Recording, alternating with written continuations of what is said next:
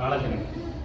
ಭೋಜ್ಪುರಿ ಮನೆ ಭಾಷೆಯಾಗಿರುವ ಹುಡುಗಿ ಓದಿಕೊಂಡು ಕೆಲಸಕ್ಕೆ ಬೆಂಗಳೂರಿಗೆ ಬಂದಿದ್ದಾಳೆ.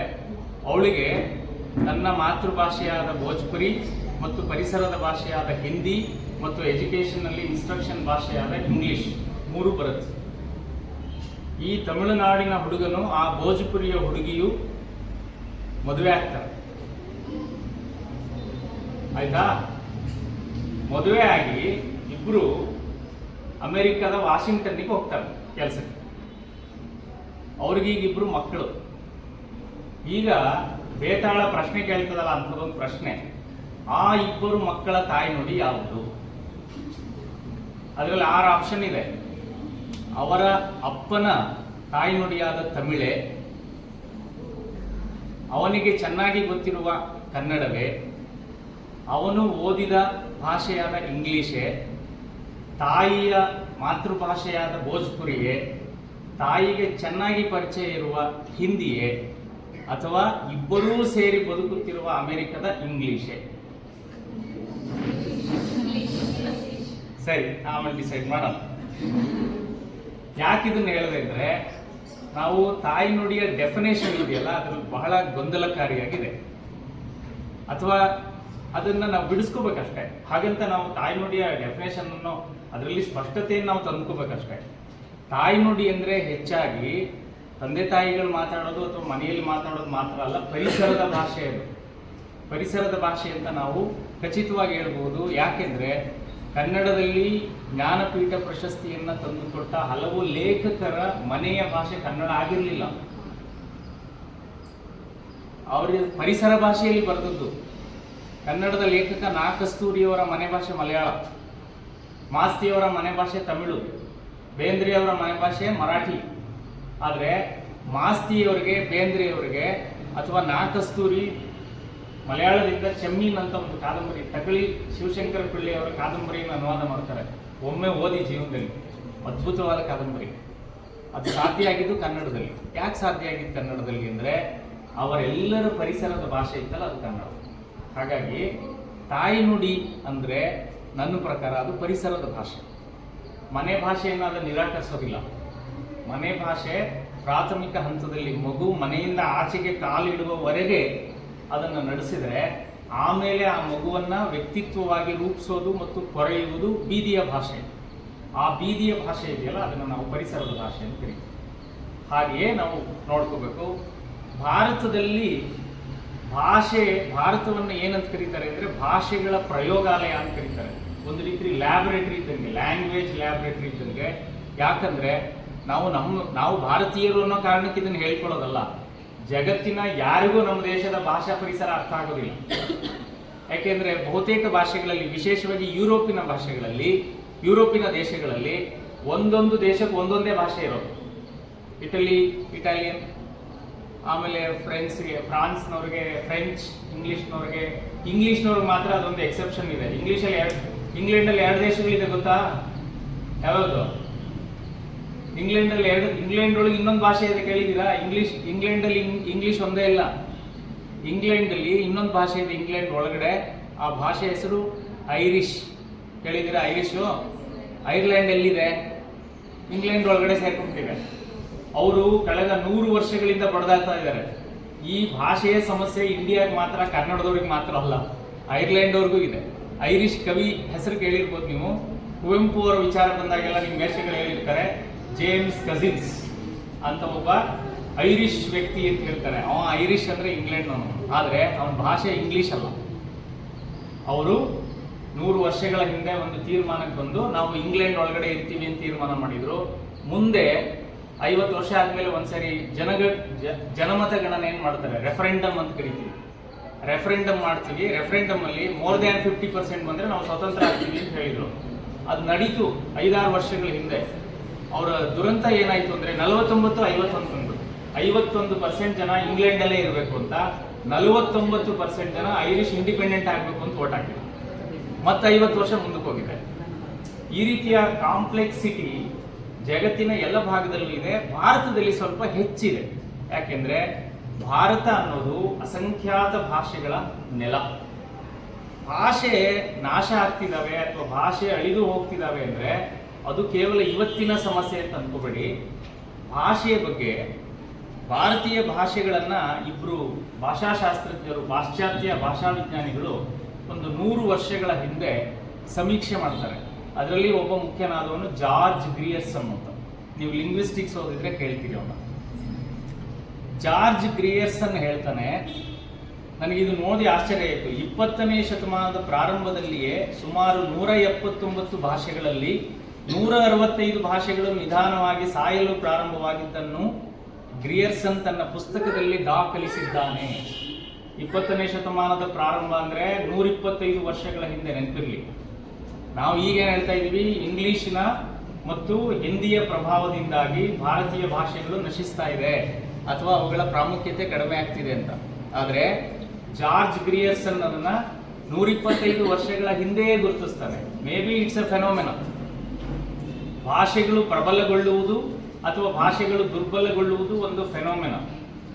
ಆ ಫೆನೋಮನ 20ನೇ ಶತಮಾನದ ಆರಂಭದಲ್ಲಿಯೇ ಆರಂಭ ಆಗಿತ್ತು. ಅದು ಭಾರತದ ಎಲ್ಲ ಭಾಷೆಗಳಿಗೂ ಅನ್ವಯ ಆಗದೆ ಇರಬಹುದು, ಬಹುತೇಕ ಭಾಷೆಗಳಿಗೆ ಅನ್ವಯ ಆಗುತ್ತೆ. ಎರಡನೇದೊಂದು, ಭಾರತದಲ್ಲಿ ಎಷ್ಟು ಭಾಷೆಗಳಿದೆ ಅನ್ನೋ ವಿಚಾರ ಬಂದಾಗ ಕೆಲವು ಬೇರೆ ಬೇರೆ ಥರದ ಅಂಕಿಅಂಶಗಳು ಸಿಗ್ತವೆ. ನಿಮ್ಮ ಕುತೂಹಲಕ್ಕೆ ಅದನ್ನು ಹೇಳ್ತಾ ಇದ್ದೀನಿ. 1969ರಲ್ಲಿ 61ರಲ್ಲಿ ಪ್ರತಿ 10 ವರ್ಷಕ್ಕೊಂದ್ಸರಿ ಜನಗಣತಿ ಆಗುತ್ತೆ, ನಿಮ್ಗೆ ಗೊತ್ತಿದೆ. 2021ರ ಜನಗಣತಿ ಇನ್ನೂ ಆಗಿಲ್ಲ, ಅದು ನಿಮ್ಗೆ ಗೊತ್ತಿದೆ ಅನ್ಕೊಂಡಿದ್ದೀನಿ. 2026 ಮುಂದಿನ ವರ್ಷಕ್ಕೆ ಆರಂಭ ಮಾಡ್ತಾರೆ. 1961ರ ಜನಗಣತಿಯ ಪ್ರಕಾರ ನಮ್ಮ ದೇಶದಲ್ಲಿ 1652 ಭಾಷೆಗಳನ್ನ ಜನ ದಾಖಲಿಸ್ತಾರೆ. ಇದು ನನ್ನ ಮಾತೃಭಾಷೆ. ಎಷ್ಟು? 1652, 1652. 1971, ಅದಾದ 10 ವರ್ಷಗಳಲ್ಲಿ ಜನಗಣತಿ ಕೇವಲ 108 ಭಾಷೆಗಳಿಗೆ ಇಳಿತದೆ. ಭಾಷೆಗಳ ಅಂಕಿಅಂಶ 108 ಭಾಷೆಗಳಿಗೆ ಉಳಿತದೆ ಅಂದ್ರೆ 1,500 ಭಾಷೆಗಳು ಸತ್ತೋದ್ವಾ ಅಂತ ಇಲ್ಲ, ಅವೆಲ್ಲ ಬದುಕಿದಾವೆ. ಆದ್ರೆ 1971ರ ಜನಗಣತಿಯಲ್ಲಿ ಒಂದು ತೀರ್ಮಾನಕ್ಕೆ ಬರ್ತಾರೆ. ಏನು ಅಂದ್ರೆ 10,000ಕ್ಕಿಂತ ಕಡಿಮೆ ಜನಸಂಖ್ಯೆ ಇದ್ದರೆ ಅದನ್ನ ಒಂದು ಭಾಷೆ ಎಂದು, ಸ್ವತಂತ್ರ ಭಾಷೆ ಎಂದು ಪರಿಗಣಿಸುವುದು ಬೇಡ. ಈಗ ಯೋಚನೆ ಮಾಡೋಣ. ಹಾಗಿದ್ರೆ ಭಾಷೆಗೆ ಮರ್ಯಾದೆ ಸಿಗುವುದು ಅದು ಎಷ್ಟು ಜನ ಮಾತಾಡ್ತಾರೆ ಅನ್ನೋ ಆಧಾರದ ಮೇಲೆಯೇ. ಒಂದು ಭಾಷೆಯ ಘನತೆ ನಿರ್ಧಾರ ಆಗುವುದು ಎಷ್ಟು ಜನ ಮಾತಾಡ್ತಾರೆ ಅನ್ನೋದ್ರ ಮೇಲೆ ಅಲ್ಲ. ನಾವು ಹೆಚ್ಚು ಜನ ಮಾತಾಡುವ ಭಾಷೆಯನ್ನ ದೊಡ್ಡ ಭಾಷೆ ಅಂತ ಕರೆಯೋದಿಲ್ಲ. ಶ್ರೀಮಂತ ಸಂಸ್ಕೃತಿ ಇರುವ ಭಾಷೆಯನ್ನ, ಶ್ರೀಮಂತ ಪರಂಪರೆ ಇರುವ ಭಾಷೆಯನ್ನ, ಶ್ರೀಮಂತ ಸಾಹಿತ್ಯ ಇರುವ ಭಾಷೆಯನ್ನ ನಾವು ದೊಡ್ಡ ಭಾಷೆ ಅಂತ ಕರಿತೀವಿ. ಹಾಗಿದ್ರೆ ಭಾಷೆಯಲ್ಲಿ ಚಿಕ್ಕದಿದೆಯಾ ಅಂದ್ರೆ ಇಲ್ಲ. ಜಗತ್ತಿನಲ್ಲಿ ಯಾವ ಭಾಷೆಯೂ ಚಿಕ್ಕದು ಅಲ್ಲ, ಯಾವ ಭಾಷೆಯಲ್ಲೂ ಉಳಿದಕ್ಕಿಂತ ದೊಡ್ಡದು ಅಲ್ಲ. ಎಲ್ಲ ಭಾಷೆಗಳು ಸಮಾನ. ಆದರೆ ಭಾಷೆಗಳ ಸ್ಥಿತಿ ಹೇಗಿದೆ ಅಂದ್ರೆ, ಭಾರತೀಯ ಭಾಷೆಗಳ ಸ್ಥಿತಿ ವಿಶೇಷವಾಗಿ ಒಂದು ಘಟನೆಯನ್ನ, ಈ ಕೊಡಗು ಜಿಲ್ಲೆಯಲ್ಲಿ ಎರವ ಅಂತ ಒಂದು ಕಮ್ಯುನಿಟಿ ಇದೆ, ನೀವ್ಯಾರು ಕೇಳಿರಬಹುದು. ಆ ಎರವ ಕಮ್ಯುನಿಟಿ ಕರ್ನಾಟಕದಲ್ಲಿ ಕೇವಲ 5,000 ಜನಸಂಖ್ಯೆಯನ್ನು ಹೊಂದಿರುವ ಕಮ್ಯುನಿಟಿ. ಅವರ ಭಾಷೆ ಆ 5,000 ಜನಕ್ಕೆ ಬಿಟ್ಟರೆ ಬೇರೆ ಯಾರಿಗೂ ಬರಲ್ಲ. ಈವನ್ ಕೊಡವ ಭಾಷೆ ಮಾತಾಡೋರ್ಗೂ ಬರಲ್ಲ, ಅಥವಾ ಅಲ್ಲಿ ಮಲಯಾಳ ಭಾಷೆ ಮಾತಾಡೋರ್ಗೂ ಬರಲ್ಲ, ಕನ್ನಡದವ್ರಿಗೂ ಬರಲ್ಲ. ಅವ್ರ ಬಗ್ಗೆ ಅಧ್ಯಯನ ಮಾಡಿರುವ ಒಬ್ಬ ಲೇಖಕರು, ಶಂಕರ್ ನಾರಾಯಣ್ ಅಂತ ಒಬ್ಬ ಭಾಷಾ ವಿಜ್ಞಾನಿ ಮತ್ತು ಸಂಶೋಧಕರು, ಒಂದು ಘಟನೆಯನ್ನ ಹೇಳ್ತಾರೆ. ಒಂದು ಕಾಲ್ಪನಿಕ, ಅಥವಾ ನೀವು ಅದನ್ನ ಎಲ್ಲಿಗಾದ್ರೂ ಅಪ್ಲೈ ಮಾಡ್ಬೋದು. ಒಂದು ಕೋರ್ಟಿನಲ್ಲಿ ವಿಚಾರಣೆ ನಡೀತಾ ಇರ್ತದೆ. ಕಟಕಟೆಗೆ ಬಂದ ಒಬ್ಬ ವ್ಯಕ್ತಿ ಮಾತಾಡೋದಕ್ಕೆ ಆರಂಭ ಮಾಡ್ತಾನೆ. ಜಡ್ಜಿಂದ ಹಿಡಿದು ಎಲ್ಲ ವ್ಯಕ್ತಿಗಳು ಕಕ್ಕಾವಿಕ್ಕಿಯಾಗಿ ಅವನನ್ನೇ ನೋಡ್ತಾ ಇರ್ತಾರೆ. ಯಾಕೆಂದ್ರೆ ಅವನು ಮಾತಾಡ್ತಿರೋದು ಜಡ್ಜ್ಗೆ, ಲಾಯರ್ಗಳಿಗೆ, ಅಲ್ಲಿ ಕೂತವ್ರಿಗೆ, ಆ ಪಾರ್ಟಿಯವರಿಗೆ, ಈ ಪಾರ್ಟಿಯವರಿಗೆ ಯಾರಿಗೂ ಗೊತ್ತಾಗಲ್ಲ. ಜಡ್ಜು ಅಲ್ಲಿ ಅವನ್ನ ರೆಪ್ರೆಸೆಂಟ್ ಮಾಡ್ತಿದ್ದ ವಕೀಲನಿಗೆ ಕೇಳ್ತಾರೆ, ಅವನು ಏನ್ ಹೇಳ್ತಾ ಇದ್ದಾನೆ. ಯಾಕೆಂದ್ರೆ ಕಾಡಿನಲ್ಲಿ ವಾಸ ಮಾಡುವ ಅವನ ಜಾಗವನ್ನ ಸರ್ಕಾರ ಫ್ಯಾಕ್ಟ್ರಿ ಮಾಡೋದಕ್ಕೆ ಅಂತ ವಶಕ್ಕೆ ತಗೊಂಡಿರ್ತದೆ. ನಾನಲ್ಲಿ ಬದುಕಬೇಕು, ನಾನು ಯಾಕೆ ಬದುಕಬೇಕು ಅಂತ ಅವನು ಹೇಳ್ತಾ ಇದ್ದಾನೆ. ಆ ಲಾಯರ್ ಬಂದು ಜಡ್ಜಿಗೆ ಹೇಳ್ತಾನೆ, ಮಹಾಸ್ವಾಮಿ ಕ್ಷಮಿಸಿ, ಅವನ ಭಾಷೆ ನನಗೆ ಬರಲ್ಲ, ಬೇರೆ ಯಾರನ್ನಾದ್ರೂ ಕರ್ಕೊಂಬನ್ನಿ. ಇಲ್ಲ, ಅವನ ಭಾಷೆ ಗೊತ್ತಿರುವ ಇವನು ಈ ಜಗತ್ತಿನ ಕಟ್ಟೆ ಕಡೆಯ ಮನುಷ್ಯ. ಆ ಭಾಷೆ ಗೊತ್ತಿರುವ ಏಕೈಕ ಮನುಷ್ಯ ಅವನು. ಅವನನ್ನು ಬಿಟ್ಟು ಈ ಭೂಮಿ ಮೇಲೆ ಬೇರೆ ಯಾರಿಗೂ ಅವನ ಭಾಷೆ ಗೊತ್ತಿಲ್ಲ. ಹಾಗಾಗಿ ಅವನು ಏನು ಹೇಳ್ತಾನೆ ಅಂತ ನನಗೂ ಗೊತ್ತಿಲ್ಲ, ನಿಮಗೂ ಗೊತ್ತಾಗಲ್ಲ. ಅದು ಹಂಗೆ ಬಿಟ್ಬಿಡಿ, ಅಬ್ಸರ್ಡ್. ಆದರೆ ಈ ಸ್ಥಿತಿ ಕೇವಲ ಸಣ್ಣ ಭಾಷೆಗಳಿಗೆ ಮಾತ್ರ ಅಲ್ಲ, ಕನ್ನಡದಂಥ ಭಾಷೆಗಳಿಗೂ ಬರಬಹುದು. ನಾವು ಮೈ ಮರೆತರೆ. ಯಾಕೆ ಇದನ್ನು ಹೇಳ್ತಾ ಇದ್ದೀನಿ ಅಂದರೆ, ಕರ್ನಾಟಕದ ಜನಸಂಖ್ಯೆ ನಿಮಗೆ ರಫ್ಲಿ ಗೊತ್ತಿದೆ, 7 ಕೋಟಿ ಸಮಥಿಂಗ್ ಅಂತ ಹೇಳ್ಕೊತಾ ಇದ್ದೀವಿ ನಾವು. 7 ಕೋಟಿಗಿಂತ ಹೆಚ್ಚಿದೆ. 7 ಕೋಟಿಯಲ್ಲಿ ನಾವು ಜನಸಂಖ್ಯೆಯ ಜನಗಣತಿಯ ಆಧಾರದ ಮೇಲೆ ಕನ್ನಡವನ್ನ ಮಾತೃಭಾಷೆ ಅಂತ ಬರೆಸಿರೋರು 7 ಕೋಟಿ ಅಲ್ಲ, 4 ಕೋಟಿ ಚಿಲ್ಲರೆ ಮಾತ್ರ. ಬೆಂಗಳೂರಿನಲ್ಲಿ ಸುಮಾರು 1,40,00,000 ಜನ ಇದ್ದಾರೆ.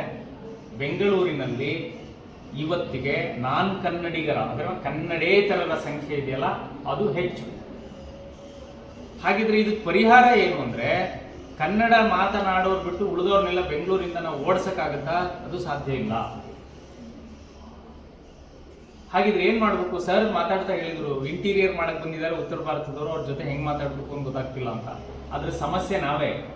ಯಾಕೆಂದ್ರೆ ಇಲ್ಲಿಂದ ನಾವು ಮಹಾರಾಷ್ಟ್ರಕ್ಕೆ ಹೋದ್ರೆ ಅವ್ರು 15 ದಿನದಲ್ಲಿ ನಮ್ಗೆ ಮರಾಠಿ ಕಲಿಸ್ತಾರೆ. ತಮಿಳ್ನಾಡಿಗೆ ಹೋದ್ರೆ 1 ವಾರಕ್ಕೆ ತಮಿಳ್ ಕಲಿಸ್ತಾರೆ.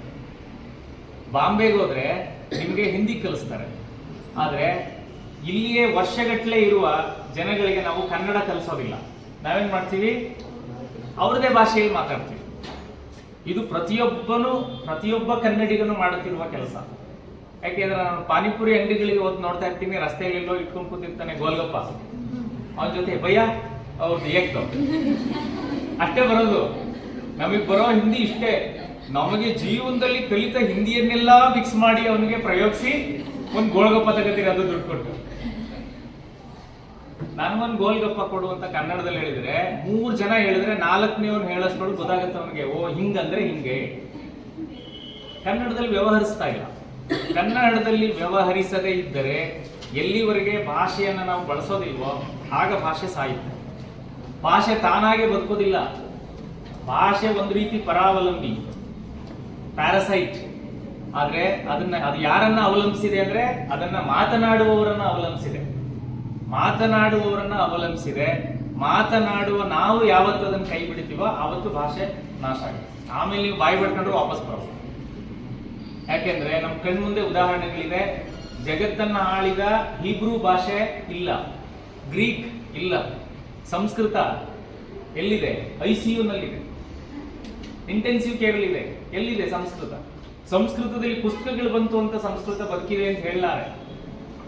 ನಾನು ಕಾಲೇಜಲ್ಲಿ ಕೆಲಸ ಮಾಡೋ ಕಡೆ ಸಂಸ್ಕೃತ ತಗೊಂಡಿದ್ದಾಳೆ ಒಬ್ಳು ವಿದ್ಯಾರ್ಥಿ. ಮೊನ್ನೆ ಹೋಗಿ ನೋಡ್ತಾ ಇದ್ದೀನಿ, ಎಕ್ಸಾಮ್ ನಡೀತಾ ಇದ್ರೆ ಇಂಗ್ಲೀಷಲ್ಲಿ ಬರೀತಿದ್ದಾಳೆ. ಸಂಸ್ಕೃತವನ್ನ ಇಂಗ್ಲೀಷಲ್ಲಿ ಬರೆಯೋದು. ಯಾಕೆಂದ್ರೆ ಅದು ನಮ್ದು ಕನ್ನಡ ಬಡವ್ರ ಭಾಷೆ, ನಾವು ಕನ್ನಡದಲ್ಲೇ ಬರೀಬೇಕಂತೆ. ಸಂಸ್ಕೃತ ದೇವ್ರ ಭಾಷೆ, ಅದಕ್ಕೆ ಇಂಗ್ಲೀಷಲ್ಲೂ ಬರೀಬೋದು, ಹಿಂದಿಯಲ್ಲೂ ಬರೀಬೋದು, ದೇವನಾಗರಿಯಲ್ಲೂ ಬರೀಬೋದು, ಕನ್ನಡದಲ್ಲೂ ಬರೀಬೋದು. ಸಂಸ್ಕೃತವನ್ನ ಹೆಂಗ್ ಕನ್ನಡದಲ್ಲಿ ಬರೀತೀರಿ? ಕೊಟ್ಟಿದೆ. ಇದು ಒಂದು ರೀತಿ ಅಸಮಾನ ಶಿಕ್ಷಣ ವ್ಯವಸ್ಥೆ. ಒಂದು ಭಾಷೆಗೆ ಇಲ್ಲದೆ ಇರೋ ಅವಕಾಶ ಇನ್ನೊಂದು ಭಾಷೆಗೆ. ಹಾಗಾಗಿ ನಮ್ಮ ಭಾಷೆ, ನಾವು ರಕ್ಷಿತ್ ಅವರು ಹೇಳಿದ್ರು, ಸರ್ ಹೇಳಿದ್ರು, ಮಾತೃಭಾಷೆಯ ಸಮಸ್ಯೆ ಏನಾಗಿದೆ ಅಂತ. ಮಾತೃಭಾಷೆಯ ಸಮಸ್ಯೆ ಅಥವಾ ಮಾತೃಭಾಷೆಯಲ್ಲಿ ಶಿಕ್ಷಣದ ಸಮಸ್ಯೆ ಕರ್ನಾಟಕಕ್ಕೆ ಮಾತ್ರ ಸೀಮಿತ ಅಲ್ಲ. ಕೆಲವು ಭಾಷೆಗಳು, ಕೆಲವು ರಾಜ್ಯಗಳು ಅದನ್ನ ಪ್ರಬಲವಾಗಿ ಪ್ರತಿಪಾದನೆ ಮಾಡಿ ಉಳಿಸ್ಕೊಂಡಿದ್ದಾರೆ. ನಮ್ಗದು ಸಾಧ್ಯ ಆಗಿಲ್ಲ. ಅದಕ್ಕೆ ಬೆಸ್ಟ್ ಎಕ್ಸಾಂಪಲ್ ತಮಿಳ್. ನಾನು ಯಾವಾಗಲೂ ಹೇಳ್ತಿರ್ತೀನಿ, ತಮಿಳುನಾಡಿನವರು ತಮ್ಮ ಭಾಷೆಯನ್ನು ಉಳಿಸ್ಕೊಂಡಿದ್ದಾರೆ. ನಮ್ಮಲ್ಲಿ ಏನೇನು ಥಿಯರಿಗಳು ನಡೀತಿದಾವೋ, ಹಿಂದಿ ಯಾಕೆ ನಮ್ಮ ಮಕ್ಕಳಿಗೆ ಕಲಿಸ್ಬೇಕು, ಯಾಕೆ ಕಲಿಸಬಾರದು ಅಂತ ಹೇಳಿದ್ರೆ ಬಹಳ ಜನ ಹೇಳ್ತಾರೆ, ಪುಣೆಯಲ್ಲಿ ಕೆಲಸ ಸಿಗುತ್ತೆ ಹಿಂದಿ ಬೇಡವಾ, ಬಾಂಬೆಲಿ ಕೆಲಸ ಸಿಗುತ್ತೆ ಹಿಂದಿ ಬೇಡವಾ. ಏನು ಪುಣೆಯಲ್ಲಿ ಬಾಂಬೆಯಲ್ಲಿ ಕರ್ನಾಟಕದವ್ರು ಮಾತ್ರ ಇರೋದಾ? ಆಂಧ್ರ ಪ್ರದೇಶದವ್ರು ಹೋಗೋದಿಲ್ವಾ? ತಮಿಳ್ನಾಡವ್ರು ಹೋಗೋದಿಲ್ವಾ? ಕೇರಳದವ್ರು ಹೋಗೋದಿಲ್ವಾ? ಅವರೆಲ್ಲ ಬದುಕಿಲ್ವಾ ಅಲ್ಲಿ? ಅವ್ರೇನು ಬದುಕಿದ್ದಾರೆ? ಅವ್ರು ನಮ್ಮಂಗೆ 5ನೇ ಕ್ಲಾಸಿಂದ ಹಿಂದಿ ಓದ್ಲಿಲ್ಲಲ್ಲ. ನೀವು 5ನೇ ಕ್ಲಾಸಿಂದ ಹಿಂದಿ ಓದಿರಿ, 10 ಜನಕ್ಕೆ ಹಿಂದಿ ಬರುತ್ತೆ? ಶಾರುಖ್ ಖಾನ್ ಸಿನಿಮಾ ನೋಡೋದಲ್ಲ ಹಿಂದಿ ಬರೋದಂತೆ. ಶಾರುಖ್ ಖಾನ್ ಸಿನಿಮಾ ಚಿತ್ರ ಇರ್ತದೆ, ಯಾರು ಬೇಕಾದ್ರೂ ನೋಡ್ಬೋದು. 10 ಜನಕ್ಕೆ ಹಿಂದಿ ಬರುತ್ತೆ? ಬರೋಲ್ಲ. ಕ್ಲಾಸಲ್ಲಿ ಬರೋದಿಲ್ಲ. ಇಂಗ್ಲಿಷು ಬರೋದಿಲ್ಲ ಬಹಳ ಜನಕ್ಕೆ. ಇಂಗ್ಲಿಷಿಗೆ ಬರದೇ ಇರೋಕ್ಕೆ ನಾವು ಅವಮಾನ ಅಂತ ಏನು ಅನ್ಕೋಬೇಕಾಗಿಲ್ಲ. ನಮ್ಮ ಭಾಷೆ, ಒಂದು ಭಾಷೆ ಬರುತ್ತೆ, ಇಂಗ್ಲಿಷ್ ಕಲಿಬೇಡಿ ಅಂತ ಹೇಳ್ತಿಲ್ಲ, ಅದನ್ನ ರಾಂಗ್ ಆಗಿ ಅಕ್ಸೆಪ್ಟ್ ಮಾಡ್ಕೋಬೇಡಿ, ತಪ್ಪಾಗಿ ಅರ್ಥ ಮಾಡ್ಕೋಬೇಡಿ. ಇಂಗ್ಲಿಷು ನೀವು ಕಲೀಲೇಬೇಕು, ಅದು ಈ ಕಾಲದ ಅನಿವಾರ್ಯತೆ. ಆದರೆ ಇಂಗ್ಲಿಷ್ ಬರಲ್ಲ ಅಂತ ನೀವು ಅವಮಾನ ಅನುಭವಿಸ್ಬೇಕಾಗಿಲ್ಲ. ಯಾಕೆಂದ್ರೆ ಗ್ರಹಿಕೆ ನಮ್ಮ ಭಾಷೆಯಲ್ಲಿ ಇರ್ತದೆ, ಅದರ ಮೂಲಕ ನಾವು ಜಗತ್ತನ್ನ ಗ್ರಹಿಸ್ತೀವಿ. ಅದರ ಹಿನ್ನೆಲೆಯನ್ನ ಸಂಕ್ಷಿಪ್ತವಾಗಿ ಹೇಳ್ತೀನಿ. ಇದಕ್ಕೆಲ್ಲ ಒಂದು ರೀತಿ ಮೂಲ ಕಾರಣ ಏನು ಅಂದ್ರೆ ನಮ್ಮ ಸರ್ಕಾರಗಳೇ. ಅದು ಇಲ್ಲಿ ಕರ್ನಾಟಕ ಸರ್ಕಾರ ಮಾತ್ರ ಅಲ್ಲ, ಎಲ್ಲ ಸರ್ಕಾರಗಳು. ಭಾಷಾವಾರು ಪ್ರಾಂತ್ಯಗಳನ್ನ 1956ರಲ್ಲಿ ನಾವು ರಚನೆ ಮಾಡ್ಕೊಂಡ ಮೇಲೆ ಸಂಪೂರ್ಣವಾಗಿ ಶಿಕ್ಷಣ ಆ ಭಾಷೆಯಲ್ಲಿ ಇರಬೇಕಾಗಿತ್ತು. ಇಲ್ಲಿಯ ಒಳಗಿನ ಭಾಷೆಗಳನ್ನು ಒಳಗೊಂಡ ಹಾಗೆ. ಇಲ್ಲಿ ಒಳಗಿನ ಭಾಷೆಗಳು ಅಂದ್ರೆ ಅದರಲ್ಲಿ ಕೊಡವ ಭಾಷೆ ಇದೆ, ತುಳು ಭಾಷೆ ಇದೆ, ದಕ್ಕನಿ ಅಂತ ಕರೆಯುವ ಉರ್ದು ಭಾಷೆ ಇದೆ, ಅರೆ ಭಾಷೆ ಇದೆ, ಸಂಕೇತಿ ಭಾಷೆ ಇದೆ, ಇನ್ನೂ 10 ಭಾಷೆಗಳಿವೆ. ಅವುಗಳನ್ನೆಲ್ಲ ನಾವು ಇನ್ಕ್ಲೂಸಿವ್ ಆಗಿ ಭಾಷೆಯೊಳಗೆ ಮಾಧ್ಯಮಕ್ಕೆ ಸೇರಿಸಿಕೊಂಡು, ಪಠ್ಯಗಳಿಗೆ ಸೇರಿಸಿಕೊಂಡು ಕನ್ನಡವನ್ನ ಪ್ರಧಾನವಾಗಿ ಇಟ್ಕೊಂಡು ಮಾಧ್ಯಮವನ್ನ ಸೃಷ್ಟಿ ಮಾಡಬೇಕಾಗಿತ್ತು. ಕೆಲವು ವರ್ಷಗಳು ಅದು ನಡೀತು ಸ್ವಾತಂತ್ರ್ಯ ಬಂದಾಗ. ಯಾಕೆಂದ್ರೆ ಅಲ್ಲಿವರೆಗೆ ಯಾವ ಪೋಷಕರು ಸುಪ್ರೀಂ ಕೋರ್ಟಿಗೆ ಕೇಸ್ ಹಾಕಿರ್ಲಿಲ್ಲ, ನನಗಿಂತ ಮಾಧ್ಯಮ ಬೇಕು, ನನಗಿದೇ ಬೇಕು, ನನಗಿದು ನನ್ನ ಆಯ್ಕೆ ಅಂತ. ಆದ್ರೆ ನಿಧಾನಕ್ಕೆ ಏನಾಯ್ತು, ಶಿಕ್ಷಣದಲ್ಲಿ ಯಾವಾಗ ಖಾಸಗೀಕರಣ ನಿಮ್ಗೆ ಎಂಟ್ರಿ ಆಯ್ತು, ಶಿಕ್ಷಣದಲ್ಲಿ ಖಾಸಗೀಕರಣ ಎಂಟ್ರಿ ಆದ ತಕ್ಷಣ, ಆಮೇಲೆ ನಿಧಾನಕ್ಕೆ ಗ್ಲೋಬಲೈಸೇಷನ್ ಎಟ್ಕಿಸ್ಕೊಂಡ ತಕ್ಷಣ ಇಂಗ್ಲಿಶಿನ ಪ್ರಭಾವ ಸರ್ವಾಂತರ್ಯಾಮಿಯಾಗಿ ಜಗತ್ತಿನ ಎಲ್ಲ ಭಾಷೆಗಳಿಗೂ ಹರಡ್ಬೋದು. ಈವನ್ ಚೀನಾದಲ್ಲೂ ಇದೆ. ಚೀನಾ, ಜಪಾನ್ನಲ್ಲಿ ಇಂಗ್ಲಿಷ್ ಕಲಿಯೋದು ಒಂದು ಹುಚ್ಚು. ಭಾಷೆಯೇ ಅವರಿಗೆ ಪ್ರಧಾನ, ಅವರಿಗೆ ಸಂಪೂರ್ಣವಾಗಿ ಎಜುಕೇಶನ್ ಅವರವ್ರ ಭಾಷೆಯಲ್ಲೇ ಕೊಡ್ತಾರೆ, ಅದು ಬೇರೆ. ಈವನ್ ಸ್ಟಿಲ್ ನಿಮಗೆ ಚೀನಾದಲ್ಲಿ, ಜಪಾನ್ನಲ್ಲಿ ಕೂಡ ಇಂಗ್ಲಿಷ್ ಕಲಿಯುವ ಹುಚ್ಚಿದೆ.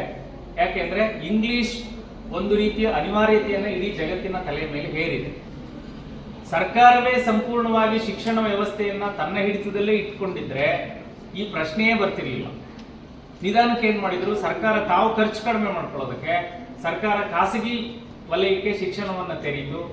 ಅವ್ರೇನ್ ಮಾಡಿದ್ರು, ಒಂದು ಅಫಿಡವಿಟ್ ಬರ್ಕೊಟ್ರು, ನಾವು ಕನ್ನಡ ಮಾಧ್ಯಮದಲ್ಲಿ ಶಾಲೆಗಳನ್ನು ನಡೆಸ್ತೀವಿ ಅಂತ ಬರೆದು ಸೈನ್ ಹಾಕಿ ಸರ್ಕಾರ ಕೊಟ್ಟರು. ಇಲ್ಲಿ ಬಂದು ಇಂಗ್ಲಿಷ್ ಮೀಡಿಯಂ ಅಡ್ಮಿಷನ್ ಮಾಡ್ಕೊಂಡ್ರು, ಇಂಗ್ಲಿಷ್ ಮೀಡಿಯಂ ಪಾಠ ಮಾಡಿಸಿದ್ರು.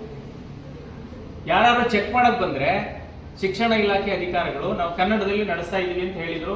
ಮಕ್ಳ ಕಡೆನೂ ಸುಳ್ಳು ಹೇಳಿಸಿದ್ರು, ಕನ್ನಡದಲ್ಲಿ ಪಾಠ ಮಾಡ್ತಾರೆ, ಇಂಗ್ಲಿಷಲ್ಲಿ ಪಾಠ ಮಾಡ್ತಾರೆ ಅಂದ್ರೆ ಕನ್ನಡದಲ್ಲಿ ಪಾಠ ಮಾಡ್ತಾರೆ ಅಂತ. ಅದು ಒಂಥರ ಸರ್ಕಾರದಲ್ಲಿ ಅಧಿಕಾರಿಗಳಿಗೂ ಗೊತ್ತಿತ್ತು, ಪೋಷಕರಿಗೂ ಗೊತ್ತಿತ್ತು, ಮಕ್ಕಳಿಗೂ ಗೊತ್ತಿತ್ತು, ಸರ್ಕಾರಕ್ಕೆ ಮಾತ್ರ ಗೊತ್ತಿರಲಿಲ್ಲ. ಲೋಕಕ್ಕೆಲ್ಲ ಗೊತ್ತಿತ್ತು, ಸರ್ಕಾರಕ್ಕೆ ಗೊತ್ತಿರಲಿಲ್ಲ. ಅದು ಅತಿರೇಕದ ಹಂತಕ್ಕೆ ಬಂದಾಗ ಅವರು ಪ್ರಬಲ ಸಂಘಟನೆಯನ್ನ ಮಾಡಿಕೊಂಡು ಸುಪ್ರೀಂ ಕೋರ್ಟಲ್ಲಿ ಕೇಸ್ ಹಾಕ್ತಾರೆ. ಏನಂತ, ನಾವು ಕನ್ನಡದಲ್ಲಿ ಶಾಲೆ ನಡೆಸ್ತೀವಿ ಅಂತ ಬರ್ಕೊಟ್ಟಿದ್ದು ನಿಜ, ಆದ್ರೆ ಪೋಷಕರೆಲ್ಲ ಇಂಗ್ಲಿಷಲ್ಲೇ ಪಾಠ ಮಾಡಬೇಕು ಅಂತ ಕೇಳ್ತಿರೋದ್ರಿಂದ ನಾವೇನು ಮಾಡೋಕ್ಕಾಗಲ್ಲ, ದಯವಿಟ್ಟು ನೀವೇ ಪರಿಹಾರ ಕೊಡಬೇಕು. ಹೈಕೋರ್ಟಲ್ಲಿ ಬಿದ್ದೋಯ್ತು ಕೇಸು, ಸುಪ್ರೀಂ ಕೋರ್ಟಿಗೆ ಹೋಯ್ತು. ಕೋರ್ಟಿನ ವಿಚಾರ ಒಂದು ಯೋಚನೆ ಮಾಡಿ. ಕೋರ್ಟ್ಗಳು ಹೆಂಗ್ ಕೆಲಸ ಮಾಡ್ತವೆ ಅಂದ್ರೆ, ಮುನ್ಸಿಫ್ ಕೋರ್ಟ್, ಡಿಸ್ಟ್ರಿಕ್ಟ್ ಕೋರ್ಟ್ ಅಲ್ಲಿ ನೀವು ಕನ್ನಡದಲ್ಲಿ ಆರ್ಗ್ಯೂ ಮಾಡಬಹುದು. ಹೈಕೋರ್ಟ್ ಅಲ್ಲಿ, ಸುಪ್ರೀಂ ಕೋರ್ಟ್ ಅಲ್ಲಿ ನೀವು ಕನ್ನಡ ಭಾಷೆಯನ್ನ ಅಲೋ ಮಾಡೋದಿಲ್ಲ. ಅವರು ಕನ್ನಡ ಭಾಷೆಯನ್ನಲ್ಲ, ಇಂಗ್ಲಿಷ್ ಅನ್ನು ಬಿಟ್ಟು ಬೇರೆ ಯಾವುದನ್ನು ಅಲೋ ಮಾಡೋದಿಲ್ಲ.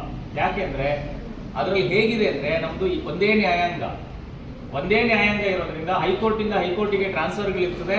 ಒಂದು ಹೈಕೋರ್ಟ್ ಅಲ್ಲಿ ಕೆಲಸ ಮಾಡುವ ಮೋರ್ ದ್ಯಾನ್ 90% ಜಸ್ಟಿಸ್ಗಳು ಬೇರೆ ರಾಜ್ಯದವರಾಗಿರ್ತಾರೆ, ಅವ್ರಿಗೆ ಸ್ಥಳೀಯ ಭಾಷೆ ಬರೋದಿಲ್ಲ. ಅಲ್ಲಿ ಯಾವುದೇ ಸ್ಥಳೀಯ ಭಾಷೆಯಲ್ಲಿ ವಿಚಾರಣೆ ನಡೆಸೋಕೆ ಸಾಧ್ಯನೇ ಇಲ್ಲ. ಅಂಥ ವಾತಾವರಣದಲ್ಲಿಯೇ ಇಷ್ಟು ವರ್ಷ ನಡ್ಕೊಂಡ್ ಬಂದಿರೋ ಸುಪ್ರೀಂ ಕೋರ್ಟ್ ಅವ್ರಿಗೆ ಸ್ಥಳೀಯ ಭಾಷೆಯ ಬಗ್ಗೆ ಯಾವ ಗ್ರಹಿಕೆಯೂ ಇರಲಿಲ್ಲ. ನಮ್ಮ ದೇಶದ ದೊಡ್ಡ ಸಮಸ್ಯೆ ಏನು ಅಂದ್ರೆ, ಎಲ್ಲ ಸಮಸ್ಯೆಗೂ ಸುಪ್ರೀಂ ಕೋರ್ಟೇ ಪರಿಹಾರ ಕೊಡಬೇಕು. ನೀರು ಯಾರು ಹಂಚ್ಕೋಬೇಕು ಅನ್ನೋದನ್ನ ಸುಪ್ರೀಂ ಕೋರ್ಟೇ ಪರಿಹಾರ ಕೊಡಬೇಕು. ನೀರಾವರಿ ಬಗ್ಗೆ ಏನ್ ಗೊತ್ತಿದೆ ಜಡ್ಜ್ಗಳಿಗೆ? ಇದೇನು ಕಂಟೆಂಪ್ಟ್ ಆಫ್ ಕೋರ್ಟ್ ಅಂತ ಅನ್ಕೋಬೇಡಿ, ಇದೊಂದು ಚರ್ಚೆ ಅಷ್ಟೇ. ಜಡ್ಜ್ಗಳಿಗೆ ಏನ್ ಗೊತ್ತಿರ್ತದೆ? ಗೊತ್ತಿರೋದಿಲ್ಲ. ಕಾನೂನನ್ನು ಆಧರಿಸೇ ಮಾಡಬೇಕು. ಭಾಷಾ ಮಾಧ್ಯಮದ ಬಗ್ಗೆ ಏನ್ ಗೊತ್ತಿರ್ತದೆ? ಅವರು ಶಿಕ್ಷಣ ಸಂಶೋಧನೆ ಮಾಡಿದ್ರ? ಇಲ್ಲ. ಆದ್ರೆ ಎಷ್ಟೆಲ್ಲ ವರ್ಷಗಳ ವಿಚಾರಣೆಯ ನಂತರ, ಎಷ್ಟೋ ವರ್ಷಗಳ ನಂತರ ಅದನ್ನು ತಗೊಂಡು ಆದ್ಯತೆಯ ಮೇಲೆ ತಗೋಬೇಕಾಗಿತ್ತು. ನಮ್ಮ ಕೋರ್ಟ್ಗಳ ಗಮನ ಕೂಡ ನನಗೆ ಆಶ್ಚರ್ಯ ಆಗುತ್ತೆ. ಬೀದಿ ನಾಯಿಗಳ ವಿಚಾರವನ್ನ ಸ್ವಯಂ ಸ್ಫೂರ್ತಿಯಿಂದ ತಗೋತಾರೆ. ಅರ್ಥ ಆಗ್ತಿದ್ಯಾ? ಸುಯೋಮೋಟೋ ಕೇಳಿದೀರಾ? ಪೊಲಿಟಿಕಲ್ ಸೈನ್ಸ್ ಓದೋರು ಇದ್ದೀರಾ?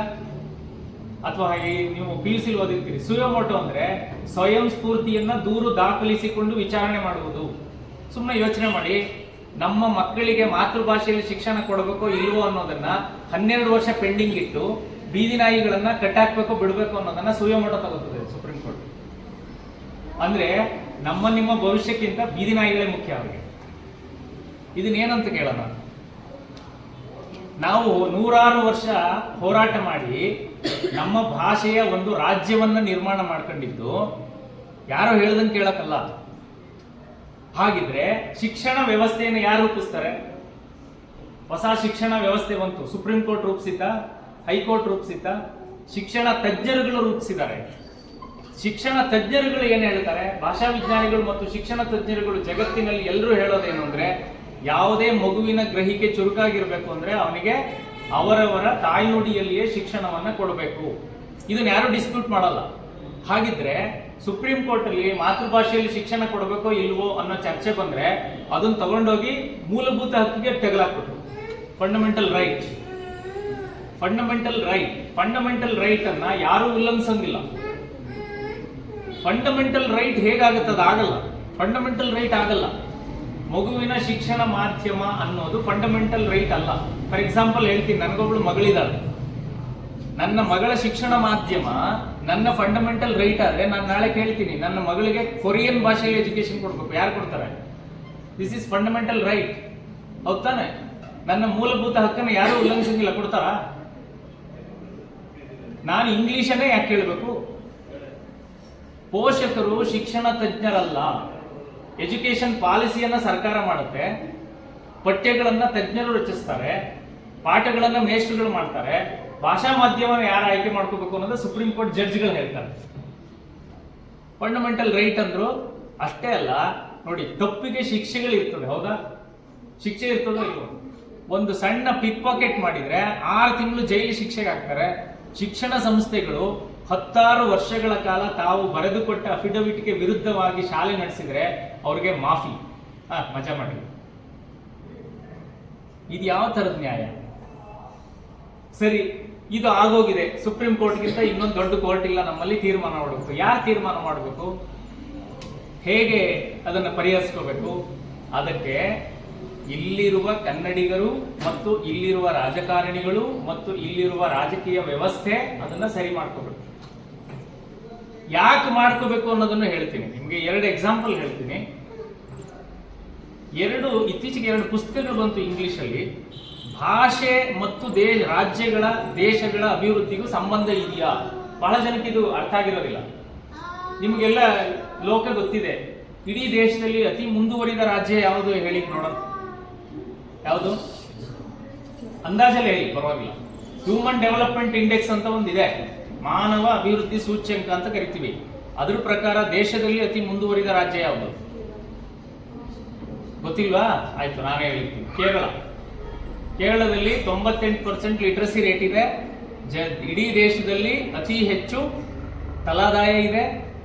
ಇನ್ಫಂಟ್ ಮಾರ್ಟಾಲಿಟಿ ರೇಟ್ ಅಂತ ಕರಿತೀವಿ. ಅಂದ್ರೆ 1000 ಮಕ್ಕಳು ಜನಿಸಿದ್ರೆ 5 ಮಕ್ಕಳು ಮಾತ್ರ ಸಾವಿಗೀಡಾಗ್ತಾರೆ. 995 ಮಕ್ಕಳು ಆರೋಗ್ಯವಾಗಿ ಬೆಳೀತಾರೆ. ಈ ಎಲ್ಲ ಅಂಕಿಅಂಶಗಳನ್ನ ಇಟ್ಕೊಂಡು ಕೇರಳವನ್ನ ಅತಿ ಮುಂದುವರಿದ ರಾಜ್ಯ ಅಂತ ದೇಶ ಗುರುತಿಸ್ತದೆ ಅಂಕಿಅಂಶಗಳು. ಅತಿ ಹಿಂದುಳಿದ ರಾಜ್ಯ ಯಾವುದು? ಅದು ಗೊತ್ತಿಲ್ಲ. ಓಕೆ, ಬಿಹಾರದಲ್ಲಿ ಇವತ್ತಿಗೂ 100ರಲ್ಲಿ 60 ಹೆಣ್ಣು ಮಕ್ಕಳಿಗೆ ಸ್ಕೂಲ್ಗೆ ಹೋಗಿಲ್ಲ. ಅತಿ ಕಡಿಮೆ ಅಂದ್ರೆ ತಿಂಗಳ ಆದಾಯ ಬರೀ 7,000 ಇದೆ. 84,000 ವರ್ಷದ ಆದಾಯ ಒಬ್ಬ ಬಡವನ ತಲಾದಾಯ. ಅದು ಅತಿ ಕಡಿಮೆ ದೇಶದಲ್ಲಿ. ಓಕೆ, ಈ ಕಂಪ್ಯಾರಿಸನ್ಗೂ ಭಾಷೆಗೂ ಏನ್ ಸಂಬಂಧ ಅಂತ ಅನಿಸ್ಬಹುದು ನಿಮಗೆ. ಕೇರಳ ಒಂದು ಭಾಷೆಯನ್ನ ಮಾತೃಭಾಷೆ ಅಂತ ಸ್ವೀಕರಿಸಿ ಅದರಲ್ಲಿ ಸಂಪೂರ್ಣವಾಗಿ ಶಿಕ್ಷಣವನ್ನ ಮತ್ತು ಆಡಳಿತವನ್ನ ನೀಡುತ್ತಿರುವ ರಾಜ್ಯ. ಅದಕ್ಕೆ ಅದು ಮುಂದುವರೆದಿದೆ. ಬಿಹಾರ ಅದಕ್ಕೆ ಒಂದು ಭಾಷೆ ಅಂತ ಇಲ್ಲ. ಅದು ಭೋಜ್ಪುರಿ ಇದೆ, ಅರ್ಧಮಾಗಧಿ ಇದೆ, ಹಿಂದಿ ಇದೆ, ಉರ್ದು ಇದೆ. ಆದ್ರೆ ಈ 4 ಭಾಷೆಗಳನ್ನು ಅಧಿಕೃತ ಭಾಷೆ ಅಂತ ಕನ್ಸಿಡರ್ ಮಾಡಿಲ್ಲ. ಅದು ಎಲ್ಲನ್ನು ಬಿಟ್ಬಿಟ್ಟು ಹಿಂದಿಯಲ್ಲಿ ಎಜುಕೇಶನ್ ಕೊಡ್ತಾ ಇದೆ. ಅದಕ್ಕದು ಹಿಂದೆ ಇದೆ. ಯಾಕೆ ಅಂದ್ರೆ ನೀವು ಉತ್ತರ ಮತ್ತು ದಕ್ಷಿಣ ಭಾರತವನ್ನು ಸಿಂಪಲ್ ಆಗಿ ಕಂಪೇರ್ ಮಾಡಿ. ಯಾಕೆ ಉತ್ತರ ಭಾರತಕ್ಕಿಂತ ದಕ್ಷಿಣ ಭಾರತದ ರಾಜ್ಯಗಳು ಮುಂದೆ ಇದೆ ಅಂದ್ರೆ ಅದಕ್ಕೆ ಕೆಲವರು ಬೇರೆ ಕಾರಣಗಳನ್ನು ಕೊಡ್ತಾರೆ. ಕರ್ನಾಟಕ ಯಾಕೆ ಮುಂದಿದೆ ಅಂದ್ರೆ ಮೈಸೂರು ಮಹಾರಾಜರು ಅಭಿವೃದ್ಧಿ ಮಾಡಿದ್ರು. ಮೈಸೂರು ಮಹಾರಾಜರು ಅಭಿವೃದ್ಧಿ ಮಾಡಿದ್ದು ಇಲ್ಲಿ 11 ಜಿಲ್ಲೆಗೆ ಮಾತ್ರ. ಬಿಜಾಪುರನ ಯಾರು ಅಭಿವೃದ್ಧಿ ಮಾಡಿದ್ರು? ಬಳ್ಳಾರಿ ಎಲ್ಲಿತ್ತು? ಮೈಸೂರು ರಾಜ್ಯದ ಹತ್ರ ಇರ್ಲಿಲ್ಲಲ್ಲ. ಹಂಗ ನೋಡಿದ್ರೆ ಸ್ವಾತಂತ್ರ್ಯ ಬಂದಾಗ ಅತಿ ಮುಂದುವರಿದ ರಾಜ್ಯ ಉತ್ತರ ಪ್ರದೇಶ್, ಯುನೈಟೆಡ್ ಪ್ರಾವಿನ್ಸ್. ಈಗ 23 ಕೋಟಿ ಜನಸಂಖ್ಯೆ ಇರುವ ರಾಜ್ಯ ಅತಿ ಹಿಂದುಳಿದ ರಾಜ್ಯಗಳಲ್ಲಿ ಒಂದು. ಅವುಗಳನ್ನ ಬಿಮಾರು ರಾಜ್ಯಗಳು ಅಂತ ಕರೀತಾರೆ. ಬಿಮಾರು ಅಂದ್ರೆ ಬಿ ಅಂದ್ರೆ ಬಿಹಾರ್, ಎಂ ಅಂದ್ರೆ ಮಧ್ಯಪ್ರದೇಶ್, ಆರ್ ಅಂದ್ರೆ ರಾಜಸ್ಥಾನ್ ಮತ್ತು ಈ ರಾಜ್ಯಗಳು ಉತ್ತರ ಪ್ರದೇಶ್, ಯು ಅಂದ್ರೆ ಉತ್ತರ ಪ್ರದೇಶ್. ಯಾಕೆ ಉತ್ತರ ಪ್ರದೇಶದಲ್ಲಿ ಅಧಿಕೃತ ಭಾಷೆ ಇಲ್ಲ, ಮಧ್ಯಪ್ರದೇಶಕ್ಕೆ ಅಧಿಕೃತ ಭಾಷೆ ಇಲ್ಲ, ಬಿಹಾರಕ್ಕೆ ಅಧಿಕೃತ ಭಾಷೆ ಇಲ್ಲ, ರಾಜಸ್ಥಾನಕ್ಕೆ ಕೂಡ ಅಧಿಕೃತ ಭಾಷೆ ಇಲ್ಲ. ಆದ್ರೆ ನಮ್ಮ ರಾಜ್ಯಗಳು ಯಾಕೆ ಮುಂದುವರೆದಿದೆ? ಕರ್ನಾಟಕ, ತಮಿಳುನಾಡು, ಕೇರಳ, ಆಂಧ್ರ ಪ್ರದೇಶ್, ತೆಲಂಗಾಣ ಈ ರಾಜ್ಯಗಳು ಯಾಕೆ ಮುಂದುವರೆದಿದೆ? ನಮ್ಮಲ್ಲಿ ಯಾಕೆ ಲಿಟ್ರಸಿ ರೇಟ್ ಜಾಸ್ತಿ ಇದೆ? ನಮ್ಮಲ್ಲಿ ಯಾಕೆ ಶಿಕ್ಷಿತರ ಸಂಖ್ಯೆ ಜಾಸ್ತಿ ಇದೆ? ನಮ್ಮಲ್ಲಿ ಯಾಕೆ ಜನನ ಪ್ರಮಾಣ ಕಡಿಮೆ ಇದೆ, ಜನಸಂಖ್ಯೆ ಕಡಿಮೆ ಇದೆ? ಹೌದಾ? ಹಿಂದಿ ಕಲಿಸುವಾಗೆಲ್ಲ ವಾದ ಮಾಡೋರು ಏನ್ ಮಾಡ್ತಾರೆ, ಹಿಂದಿ ಕಲಿಸ್ಬೇಕು. ಯಾಕೆಂದ್ರೆ ಬಾಂಬೆಯಲ್ಲಿ, ಡೆಲ್ಲಿಯಲ್ಲಿ ಕೆಲಸ ಸಿಗ್ತವೆ ಅಂತ. ವಲಸೆಯನ್ನ ನೋಡಿದೀರಾ ನೀವು? ಡಯಾಸ್ಪೊರಾ ಅಂತ ಕರಿತೀವಲ್ಲ, ಇಂಡಿಯನ್ ಡಯಾಸ್ಪೊರಾ ವಲಸೆ ಇರೋದು ಉತ್ತರ ಪ್ರದೇಶದಿಂದ ಕರ್ನಾಟಕಕ್ಕೆ, ತಮಿಳುನಾಡಿಗೆ. ಕಲಿಸ್ಬೇಕಾಗಿರೋದು 3 ಲ್ಯಾಂಗ್ವೇಜ್ ಥಿಯರಿ ಬೇಕಾಗಿರೋದು ನಮಗಲ್ಲ. 3 ಲ್ಯಾಂಗ್ವೇಜ್ ಪಾಲಿಸಿ ಬೇಕಾಗಿರೋದು ಉತ್ತರ ಪ್ರದೇಶಕ್ಕೆ, ಬಿಹಾರಕ್ಕೆ. ಅಲ್ಲಿ ನೀವು ತಮಿಳ್ ಕಲಿಸಿ, ಅಲ್ಲಿ ಮಲಯಾಳ ಕಲಿಸಿ, ಅಲ್ಲಿ ಕನ್ನಡ ಕಲಿಸಿ. ಯಾಕೆಂದ್ರೆ ಇಲ್ಲಿ ಬಂದ ತಕ್ಷಣ ಪಾಪ ಅವ್ರಿಗಾದ್ರೂ ಅನುಕೂಲ ಆಗುತ್ತೆ. ಅದನ್ನ ಬಿಟ್ಬಿಟ್ಟು ಇಲ್ಲಿಂದ ಬಿಹಾರ್ಗೆ ವಲಸೆನೆ ಹೋಗೋದಿಲ್ಲ, ನಾವು ಹಿಂದಿ ಕಲಿಬೇಕು. ಅದಕ್ಕೆ ಕುವೆಂಪು ಹೇಳಿದ್ರವಾಗ, ಈ ತ್ರಿಭಾಷಾ ಸೂತ್ರ ಅನ್ನೋದು ಕನ್ನಡದ ಮಕ್ಕಳಿಗೆ ತ್ರಿಶೂಲ ಇದ್ದ ಹಾಗೆ. ತ್ರಿಭಾಷಾ ಸೂತ್ರ ತ್ರಿಶೂಲ ಇದ್ದಾಗ ಯಾಕೆ ನೀವು ಹಾಕೊಂಡು ಚುಚ್ಚಬೇಕು? ಮಾತೃಭಾಷೆಯಲ್ಲಿ ಕಲಿಯುವುದು ಅವರ ಜ್ಞಾನವನ್ನ ವೃದ್ಧಿಸುತ್ತದೆ ಅಥವಾ ಗ್ರಹಿಕೆಯನ್ನ ಮಾರ್ಪಡಿಸುತ್ತದೆ ಅನ್ನೋದಕ್ಕೆ ಬೇಕಾದಷ್ಟು ಅಂಕಿಅಂಶಗಳು ನಮ್ಮ ಕಣ್ಮುಂದೆ ರಾಶಿ ಇದೆ. ಹಾಗಂತ ಇನ್ನೊಂದು ಭಾಷೆಯನ್ನ ತಿರಸ್ಕರಿಸಬೇಕಾಗಿಲ್ಲ, ದ್ವೇಷಿಸಬೇಕಾಗಿಲ್ಲ. ಒಂದೇ ಎಕ್ಸಾಂಪಲ್ ಹೇಳ್ತೀನಿ. ಕಳೆದ 50 ವರ್ಷಗಳಲ್ಲಿ ದೇಶಕ್ಕೆ ಎಷ್ಟು ನೊಬೆಲ್ ಬಂದಿದೆ ಹೇಳಿ ನೋಡೋಣ. ಎಷ್ಟು ಬಂದಿದೆ? ವಿಜ್ಞಾನ ಕ್ಷೇತ್ರದಲ್ಲಿ ನೊಬೆಲ್ ಪ್ರಶಸ್ತಿ ಬಂದಿದ್ಯಾ? ಬಂದಿಲ್ಲ. ಯಾಕೆ ಬಂದಿಲ್ಲ? ನಮ್ಮಲ್ಲಿ ಜನ ಇಲ್ವಾ? 140 ಕೋಟಿ ಜನಸಂಖ್ಯೆ ಇದೆ. ಎಂಜಿನಿಯರ್ಗಳಿಲ್ವಾ? ಜಗತ್ತಿನಲ್ಲಿ ಅತಿ ಹೆಚ್ಚು ಡಾಕ್ಟರ್ಗಳನ್ನ ಮತ್ತು ಎಂಜಿನಿಯರ್ಗಳನ್ನ ಉತ್ಪಾದನೆ ಮಾಡುವ ಫ್ಯಾಕ್ಟರಿ ನಮ್ದು. ನಾವು ಎಂಜಿನಿಯರ್ಗಳನ್ನ ಮತ್ತು ಡಾಕ್ಟರ್ಗಳನ್ನ ಉತ್ಪಾದನೆ ಮಾಡ್ತಿದೀವಿ. ಆದ್ರೆ ಒಂದು ಸಣ್ಣ ಬಲ್ಬ್ ಕಂಡುಹಿಡಿಯಕ್ಕಾಗಲಿಲ್ಲ. ಈ ನಿಮ್ ತಲೆ ಮೇಲೆ ಇದೆಯಲ್ಲ LED ಬಲ್ಬ್, ಅದನ್ನ ಜಪಾನ್ ನಮ್ ಕಂಡುಹಿಡಿದಿತ್ತು. ಬಹಳ ಹಿಂದೆ, ಪುರಾತನ ಕಾಲದಲ್ಲ, ಜಸ್ಟ್ 15 ಇಯರ್ಸ್ ಬ್ಯಾಕ್ ಅವನಿಗೆ ನೊಬೆಲ್ ಬಂದಿದೆ. ಯಾಕಂದ್ರೆ ಅವನು ಇನ್ನೊಬ್ರು ಭಾಷೆಯಲ್ಲಿ ಕಲಿಯಲಿಲ್ಲ. ಇನ್ನೊಂದು ಭಾಷೆಯಲ್ಲಿ, ತನ್ನದಲ್ಲದ ಇನ್ನೊಂದು ಭಾಷೆಯಲ್ಲಿ ಕಲಿಯುವವನಿಗೆ ಯಾವುದೇ ಕ್ರಿಯೇಟಿವ್ ಐಡಿಯಾಗಳು ಬರೋದೇ ಇಲ್ಲ. ಅದಕ್ಕೆ ನಾವೇನ್ ಮಾಡ್ತೀವಿ? ಮ್ಯಾಥಮೆಟಿಕ್ಸ್ ಅಲ್ಲಿ 100ಕ್ಕೆ 100 ತಗೋತೀವಿ, ಆದ್ರೆ ಜೀವನ ಪೂರ ಏನು ಕಂಡುಹಿಡಿಯಲ್ಲ. ಮ್ಯಾಥಮೆಟಿಕ್ಸ್ ಅಲ್ಲಿ ಎಷ್ಟು ಜನ? 6,500 ಮಕ್ಕಳು ಕಳೆದ ವರ್ಷ ಸೆಕೆಂಡ್ PUC ಮ್ಯಾಥಮೆಟಿಕ್ಸ್ ಅಲ್ಲಿ ಔಟ್ ಆಫ್ ಔಟ್ ತಗೊಂಡಿದ್ದಾರೆ. ಕನ್ನಡದಲ್ಲಿ ತಗೊಂಡಿದ್ದಾರೆ 2,500 3,000 ಜನ. ದುರಂತ ಏನು ಅಂದ್ರೆ ಅವ್ರು ಒಬ್ಬನು ಕನ್ನಡ ಮುಂದಕ್ಕೆ ಹೋದಲ್ಲ. ಸೆಕೆಂಡ್ PUC ಆದ್ಮೇಲೆ 99% ಸೈನ್ಸ್ ಸ್ಟೂಡೆಂಟ್ಸ್, PCMB ಓದ್ತಿರೋರು. ಅವ್ರಿಗೆ ನೀವು 100 ಕೊಟ್ಟು ಏನ್ ಮಾಡ್ತೀರಿ? ತಗೊಂಡು ಏನ್ ಮಾಡ್ತಾರೆ? ಕನ್ನಡವೇ ಇರೋದಿಲ್ಲ ಮುಂದೆ. ಯಾಕಿದನ್ನ ಹೇಳಿದೆ ಅಂದ್ರೆ, ಎಲ್ಲಿವರೆಗೆ ನಮ್ಮ ದೇಶದಲ್ಲಿ ನಮ್ಮ ಭಾಷೆಯಲ್ಲೇ ಶಿಕ್ಷಣ ಕೊಡೋದಿಲ್ವೋ ಅಲ್ಲಿವರೆಗೆ ನಾವು ಏನು ಕಂಡುಹಿಡಿಯಕ್ಕಾಗಲ್ಲ. ಕೆಲಸ ಸಿಗುತ್ತೆ ಅಷ್ಟೇ, ಯಾರಿಗೂ 1-4 ಜನ ಕೆಲಸ ಸಿಗ್ಬೋದು. ಕೆಲಸ ಸಿಗುತ್ತೆ ಅನ್ನೋದು ಕೂಡ ಒಂದು ಇಲ್ಯೂಷನ್. ಇನ್ನೊಂದು ಪ್ರಾಬ್ಲಮ್ ನಿಮ್ಗೆ ಅನ್ನಿಸ್ಬೋದು, ಇಲ್ಲ ಸರ್ ನೀವು ಏನೇನೋ ಹೇಳ್ತಿದ್ದೀರಿ ಸರಿ ಅನ್ನಿಸ್ಬೋದು, ನಿಮ್ ಮಾತು ಕೇಳುವಾಗ ಹಂಗೆ ಅನ್ನಿಸ್ತದೆ, ಆದ್ರೆ ಇದಕ್ಕೇನು ಪರಿಹಾರ ಇಲ್ಲ, ಇದು ಹಿಂಗೆ ಇದೆ, ಇದು ಕಲೀಲೇಬೇಕು. ಓಕೆ, ಕರ್ನಾಟಕದಲ್ಲಿ ಓದುವ ಎಷ್ಟು ಜನಕ್ಕೆ ವಿದೇಶದಲ್ಲಿ ಕೆಲಸ ಸಿಗುತ್ತೆ ಪ್ರತಿ ವರ್ಷ? ಕೋಟಿಗಟ್ಟಲೆ ಜನಕ್ಕೆ ಸಿಗುತ್ತಾ? ಎಷ್ಟು ಜನಕ್ಕೆ ಸಿಗುತ್ತೆ? 1,000ದಲ್ಲಿ 3 ಜನಕ್ಕೆ ಸಿಗುತ್ತೆ. ಎಷ್ಟು? 3 ಜನ. 3 ಜನದಲ್ಲಿ ಪ್ರತಿ 3 ಜನದಲ್ಲಿ ಒಬ್ಬ ವಿದೇಶಕ್ಕೆ ಹೋಗ್ತಾನೆ, ಇನ್ನಿಬ್ರು ಬೇರೆ ರಾಜ್ಯಕ್ಕೆ ಹೋಗ್ತಾರೆ. ಹೌದಾ? ನೀವು 3 ಜನಕ್ಕೆ ವಿದೇಶಕ್ಕೂ ಬೇರೆ ರಾಜ್ಯಕ್ಕೂ ಕಳ್ಸಕ್ಕೆ 997 ಜನಕ್ಕೆ ಯಾಕೆ ಹಿಂಸೆ ಕೊಟ್ಟಿರಿ? ಯಾಕೆ ಹಿಂಸೆ ಕೊಡ್ತೀರಿ? ಇಲ್ಲಿಯೇ ಉಳಿಯುವವರು. ಲ್ಯಾಂಗ್ವೇಜ್ ಅನ್ನೋದು ಎಷ್ಟು ನಮಗೆ ಕಾಂಪ್ಲೆಕ್ಸ್ ಅನ್ನಿಸ್ತದೋ ಅಷ್ಟೇ ಸುಲಭ ಅದು. ಒಬ್ಬ ಇಂಜಿನಿಯರು ಹಿಂದಿ ಕಲಿಯೋದ್ರಿಂದ ಅವನ ವರ್ಕಿಂಗ್ ಸ್ಕಿಲ್ ಏನೇನು ಬದಲಾವಣೆ ಆಗೋದಿಲ್ಲ, ಏನು ವ್ಯತ್ಯಾಸ ಆಗೋದಿಲ್ಲ. ಅವನು ಹಿಂದಿ ಬೇಕು ಅಂದ್ರೆ ಬರುತ್ತದು, ಆ ಪ್ರದೇಶಕ್ಕೆ ಹೋದಾಗ ಬರುತ್ತೆ. ನನ್ನ ಕಾಲೇಜಿನ ವಿದ್ಯಾರ್ಥಿಗಳು 2 ತಿಂಗಳು ರಜೆ ಇದ್ದಾಗ ಬೇಕರಿ ಕೆಲಸ ಮಾಡಕ್ ಹೋಗ್ತಾರೆ. 2 ತಿಂಗಳು, ಏಪ್ರಿಲ್ ಮೇ ಜೂನ್ಗೆ ವಾಪಸ್ ಬರೋಷ್ಟೊಳಗೆ ಆಂಧ್ರಕ್ಕೆ ಹೋದ್ರೆ ತೆಲುಗು ಕಲ್ತ್ಕೊಂಡು ಬಂದಿರ್ತಾರೆ, ಮಹಾರಾಷ್ಟ್ರಕ್ಕೆ ಹೋದ್ರೆ ಮರಾಠಿ ಕಲ್ತ್ಕೊಂಡು ಬಂದಿರ್ತಾರೆ. ಅಂಥವ್ರು ನಾನು 10 ಜನ ಮಾತಾಡ್ಸಿದ್ದೀನಿ. ಒಂದ್ಸರಿ ಸೈರಾಟ್ ಅಂತ ಒಂದು ಮರಾಠಿ ಫಿಲ್ಮ್ ಬಂದಿತ್ತು, ಅದ್ರ ಕತೆ ಹೇಳ್ತಾ ಇದೆ, ಬಹಳ ಚೆನ್ನಾಗಿದೆ.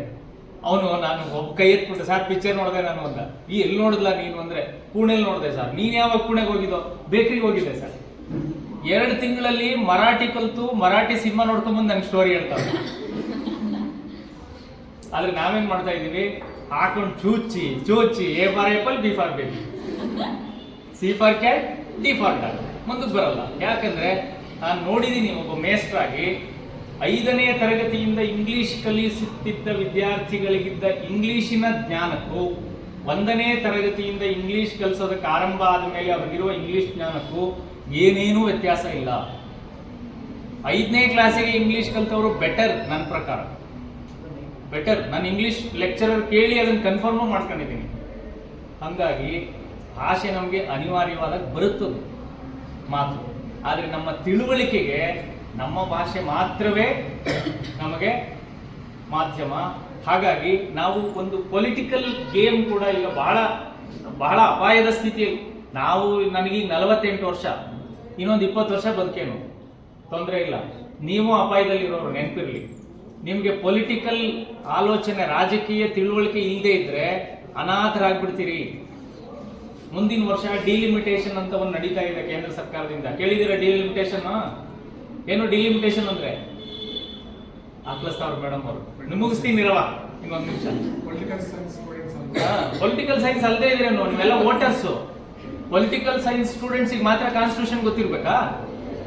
ನೀವೆಲ್ಲ ವೋಟರ್ಸ್, ಜವಾಬ್ದಾರಿಯುತ ಮತದಾರರು ನೆನಪಿರ್ಲಿ. ಡಿಲಿಮಿಟೇಷನ್ ಅಂದ್ರೆ ಈಗ ದೇಶದಲ್ಲಿ 545 ಲೋಕಸಭಾ ಸ್ಥಾನಗಳಿದೆ. ಹೊಸದಾಗಿ ಬಿಲ್ಡಿಂಗ್ ಕಟ್ಟಿದ್ದಾರೆ ಲೋಕಸಭೆ, ನೋಡಿದೀರಾ? ಡೆಲ್ಲಿಲಿ ಎಷ್ಟು ಸೀಟ್ ಹಾಕಿದ್ದಾರೆ? ಅಲ್ಲಿ 880 ಸೀಟ್ ಹಾಕಿದ್ದಾರೆ. 545ಕ್ಕೆ 880 ಸೀಟ್ ಯಾಕೆ? ಅದರ ಅರ್ಥ ಮುಂದಿನ ವರ್ಷ 880 ಜನ ಲೋಕಸಭಾ ಸ್ಥಾನಗಳು ಹೆಚ್ಚಾಗ್ತವೆ. 880ಕ್ಕೆ 880ಕ್ಕೆ ಹೆಚ್ಚಾದ್ರೆ ಕರ್ನಾಟಕದಲ್ಲಿ ಎಷ್ಟಿದೆ ಈಗ ಲೋಕಸಭೆ ಸ್ಥಾನಗಳು? 28 ಇದೆ. ಎಷ್ಟಾಗುತ್ತೆ? 32 ಆಗುತ್ತೆ. ಉತ್ತರ ಪ್ರದೇಶದಲ್ಲಿ ಎಷ್ಟಿದೆ? 84 ಇದೆ. 160 ಆಗುತ್ತೆ. ಬಾಯ್ ಬಿಡ್ಕೊಳ್ಳೋದೆ ಆಮೇಲೆ ಬಾಯ್ ಬಿಡ್ಕೊಳ್ಳಿ. ಯಾಕೆಂದ್ರೆ ದಕ್ಷಿಣದ 5 ರಾಜ್ಯಗಳು ಸೇರಿದ್ರೆ 15 ಸ್ಥಾನಗಳು ಜಾಸ್ತಿ ಆಗಲ್ಲ. ಕೇರಳಗೊಂದು ಕಡಿಮೆ ಆಗುತ್ತೆ. ಕೇರಳಕ್ಕೆ 20 ಇದೆ, 19 ಬರುತ್ತೆ. ತಮಿಳುನಾಡಿಗೆ 5 ಜಾಸ್ತಿ ಆಗುತ್ತೆ. ಆಂಧ್ರ ಪ್ರದೇಶ, ತೆಲಂಗಾಣಕ್ಕೆ 1 2 ಜಾಸ್ತಿ ಆಗುತ್ತೆ. ಕರ್ನಾಟಕಕ್ಕೆ 4 ಜಾಸ್ತಿ ಆಗುತ್ತೆ. ಉತ್ತರ ಪ್ರದೇಶ ಮತ್ತು ಬಿಹಾರ್ 2 ರಾಜ್ಯಗಳಲ್ಲಿ ಗೆದ್ರೆ ಪ್ರಧಾನಿ ಆಗಬಹುದು. ಕೇವಲ ಉತ್ತರ ಪ್ರದೇಶ್ ಮತ್ತು ಬಿಹಾರ್ ದೇಶದ 2 ಅತಿ ಹಿಂದುಳಿದ ರಾಜ್ಯಗಳು ಈ ದೇಶದ ಪ್ರಧಾನಿ ಯಾರಾಗಬೇಕು ಅಂತ ಡಿಸೈಡ್ ಮಾಡ್ತವೆ. ಯಾಕೆಂದ್ರೆ ಭಾಷೆ, ನಾವು ಕನ್ನಡಿಗರಾದ ಕಾರಣ, ನಮ್ಮ ಭಾಷೆಯನ್ನು ಮಾಡ್ಕೊಂಡ ಕಾರಣ, ನಮ್ಮ ಭಾಷೆಯಲ್ಲಿ ಆಡಳಿತ ಮಾಡಿ ಜನಗಳಿಗೆ ಒಳ್ಳೆ ಸರ್ಕಾರ ಕೊಟ್ಟು ಮುಂದುವರೆದು ತಿಳುವಳಿಕೆ ಕೊಟ್ಟು ಮಕ್ಕಳು ಸಂಖ್ಯೆ ಕಡಿಮೆ ಮಾಡಿ ಸಮೃದ್ಧವಾಗಿ ಸುಖವಾಗಿ ಇದ್ದೀವಿ. ಆದ್ರೆ ನಮಗೆ ಪೊಲಿಟಿಕಲ್ ರೆಪ್ರೆಸೆಂಟೇಷನ್ ಇರೋದಿಲ್ಲ. ಹಾಗಾಗಿ ಭಾಷೆ ಅನ್ನೋದು ಅತ್ಯಂತ ಸಂಕೀರ್ಣವಾದ ಸಂಗತಿ. ಪ್ರತಿಯೊಬ್ಬರು ಅರ್ಥ ಮಾಡ್ಕೋಬೇಕು. ಕನ್ನಡ ಡಿಪಾರ್ಟ್ಮೆಂಟ್ ಅವರಲ್ಲ, ಪ್ರತಿಯೊಬ್ಬ ಕನ್ನಡಿಗರು ಇದನ್ನ ಅರ್ಥ ಮಾಡ್ಕೊಳ್ಳದೆ ಇದ್ರೆ ಮುಂದಕ್ಕೆ ನಮ್ಮನ್ನ ಮೂಸೋರು ಇರಲ್ಲ. ಈಗಲೇ 25 ಜನ ಗೆದ್ರೂ ಸರ್ಕಾರ ನಿಮ್ಮನ್ನ ಕೇರೆ ಮಾಡಲ್ಲ. 28ಕ್ಕೆ 25 ಗೆದ್ದಾಗಿರುವೆ ಇಲ್ಲಿ ಮಾತು ಯಾರು ಕೇಳಲಿಲ್ಲ. ಅಂಥದ್ರಲ್ಲಿ ನೀವು 880ರಲ್ಲಿ 5-10 ಸೀಟ್ ಕೇಳಿದ್ರೆ ನಿಮ್ಮನ್ನ ಮೂಸಿಯೂ ನೋಡಲ್ಲ, ಕ್ವಾರ್ಟರ್ಸ್ ಕೊಡಲ್ಲ ಕರ್ನಾಟಕದ ಎಂಪಿಗಳಿಗೆ. ನಮಸ್ಕಾರ. ಓಕೆ, ಬಹಳ ಹೊತ್ತು ಮಾತಾಡ್ಬಿಟ್ಟೆ ಅಂತ ಕಾಣಿಸ್ತದೆ. ವಿಷಯಾಂತರವೂ ಆಗಿರ್ಬೋದು. ನಿಮಗೆ ಬೋರ್ ಹೊಡಿಸಿದ್ರೆ ಕ್ಷಮಿಸಿ, ಸಮಾಧಾನ ಅನ್ಸಿದ್ರೆ ಒಂದು ಚಪ್ಪಾಳೆ ಹೊಡೀರಿ.